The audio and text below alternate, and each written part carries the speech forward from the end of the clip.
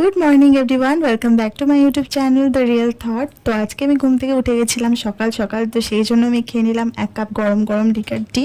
কিন্তু যা গরম পড়েছে, আমি কিন্তু ঘুম থেকে উঠে ঠান্ডা জলই খাই, বাট আজকে যেহেতু খুব সকালে উঠে গেছিলাম সেই জন্য আমি খেলাম লিকার টি। আর এদিকে গুচি কাণ্ড দেখো, আমাকে মাকে খেতে দেখে আর গুচিও চলে এসেছে, তাই ওকে একটু মুড়ি মেখে দিলাম। আর গুচি মুড়ি খেতে প্রচন্ড ভালোবাসে। বিছানাটা কিন্তু প্রচন্ড মেসি হয়েছিল, ওটা কিন্তু তোমরা ইগনোর করো। আর তারপর দুপুরবেলা ভাত টাত খেয়ে ঘুমিয়ে পড়েছিলাম, যদিও আমি ঘুমাই না দুপুরবেলা, বাট আজকে আমি একটু ঘুমিয়ে পড়েছিলাম। অ্যান্ড বিকেলে আমার একটা ফ্রেন্ড ফোন করলো, ও বললো যে চ ঘুরতে যাবে। আমি বললাম কেন নয়। আর যেমন ভাবা তেমন কাজ, চলে এলাম আনন্দলোকে।